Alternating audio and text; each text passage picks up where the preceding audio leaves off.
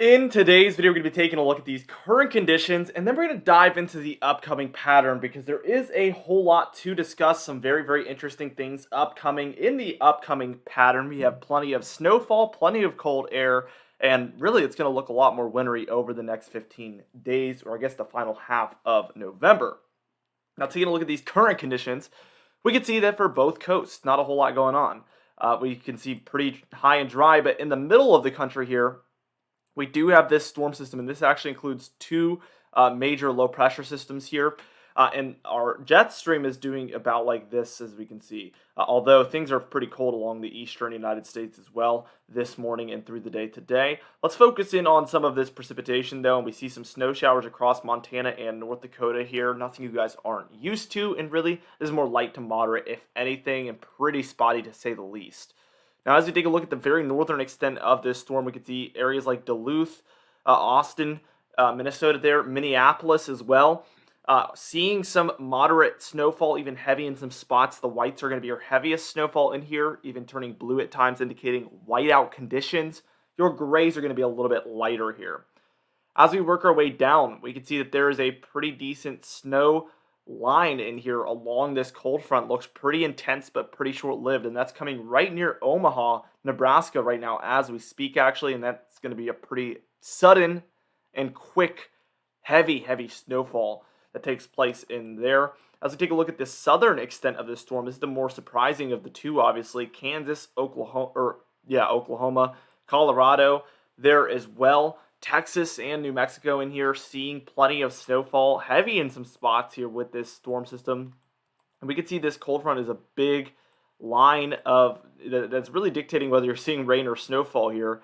If you are to the west of this cold front, you're seeing snowfall in most spots, and then to the east of it, you're seeing rainfall. So this is a pretty strong cold front, obviously. And again, the whites and blues are going to be your heaviest snowfall. We see blues all over the place, indicating whiteout conditions. So all of these areas here in southern western Kansas there, the panhandle of Oklahoma, the panhandle of Texas, and even here in far western Oklahoma, not the panhandle, but kind of your main square section of Oklahoma here, near Elk City along I-40 here.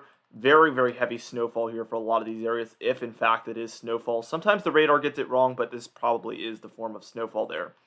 Then we can see to the south of this low pressure system, we have plenty of thunderstorms taking place just to the southeast of this cold front and low pressure system. Very dynamic storm.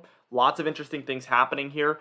And certainly interesting is these thunderstorms here. Mostly, if you take Dallas and Fort Worth here and take it southward of there is where we're seeing primarily most of these thunderstorms flare up in here. Very interesting stuff for this time of year, especially when snowfall is so close.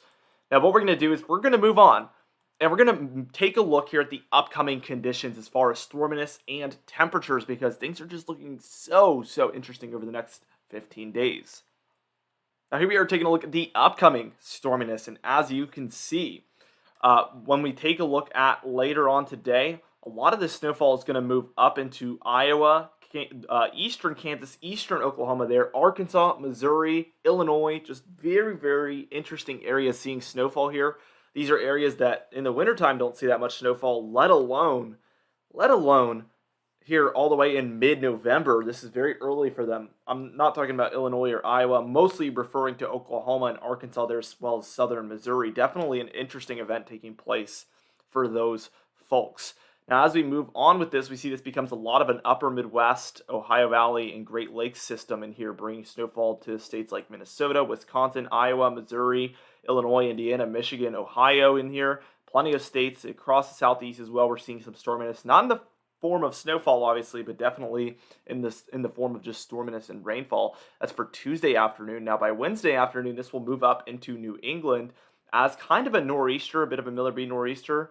And this will bring snowfall, as you can see, overnight that night from the Appalachians here in Pennsylvania, Virginia, Maryland, and West Virginia. And then we can see that later on, this will be bringing snowfall and freezing rain to a lot of interior New England and as well as upstate New York. So Vermont, New Hampshire, Maine, and New York seeing some heavier snowfall with this system. And that's going to last through the day on Wednesday. Pretty heavy snowfall, probably accumulating quite a bit. And then what's left behind is some lake effect snowfall actually in here. Very interesting and really cold air. to say the least, across a lot of the central and eastern United States. That's for Thursday. Then for Friday, it's a lot of the same. Not a whole lot of storminess, but definitely that cold air in place. We do see by Wednesday, the 21st, we do see some snowfall here in the northwest, but again, a little bit quieter overall. Then we get our next storm system across the central United States. A lot of energy pulling up through here around Wednesday, again, the 23rd here. As we continue on, we see this impacts a lot of the eastern United States, the southeast, with mostly rainfall. We do get another southern snow system taking place here for New Mexico, Texas, Oklahoma again by Thursday the 24th. And this does extend into what, according to this model, looks like a major snowstorm for a lot of these areas. Again, Oklahoma, Arkansas, Missouri, Kansas, Illinois, Iowa. Take this with a grain of salt. This is beyond 10 days out, so certainly not going to be a likelihood, but just a possibility at this point. And this does extend up into the northeast, where we see this become a bit of a nor'easter and bring snowfall on the western and northern edge of things there.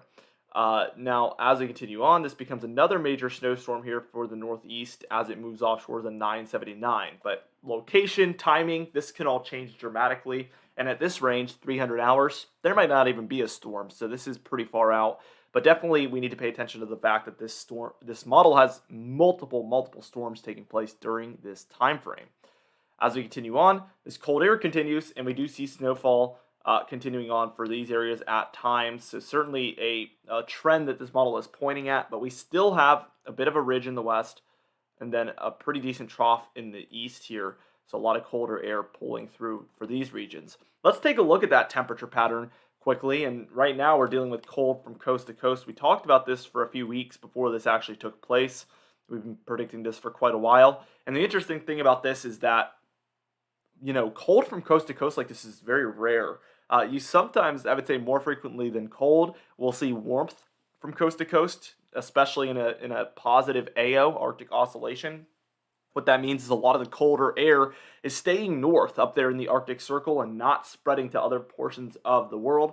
So what we see, or at least in the northern hemisphere, of course, and what we end up seeing with that is warm from coast to coast. This cold from coast to coast, though, is very unusual because, there's only so much cold to go around, and a lot of it in the northern hemisphere, and in this case, is going to be in the United States from coast to coast. As we continue things on, this becomes much more of an eastern cool down than western. We can see by this point there is some warm moving in for the north, or for the southwest, better yet. But still, this is not a huge departure in the warm direction. So very, very interesting. Bit of a negative PNA here, which does encourage the colder air to head into the eastern United States. And what this means is negative PNA. All that means, or positive PNA, better yet. I don't know why I said negative. Probably because there's so much cold around, but a little bit of a positive PNA. This means there's warmer temperatures here along portions of the western North America regions. And in this case, we see that, and this forces the cold air to move around that area. Now, that's for Saturday. Here's for Tuesday, the 22nd. Again, still a major Arctic blast in the eastern United States. This is probably like the third one on this model run, and it's still taking place.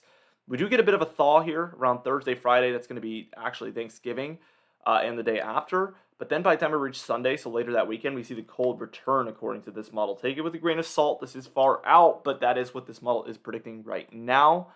We will, of course, keep you up to date with what it continues to predict. But right at the end of the model run, Wednesday, the 30th of November here, we still have colder air focused in on the eastern portions of the United States. And then we have a lot of warmer air here for the west, again, indicating that positive PNA and really just continuing to force this cold air into the eastern portion. So whether we will see this continue to happen or not is kind of a question mark at this point, but be sure to tune in with us daily. We do upload every single day, so if you subscribe, hit that bell icon as well. You will get daily notifications when we do upload. We do upload every single day, like I mentioned. So be sure to like the video as well if you did enjoy it. Leave a comment down below, and I will see you guys in the next video.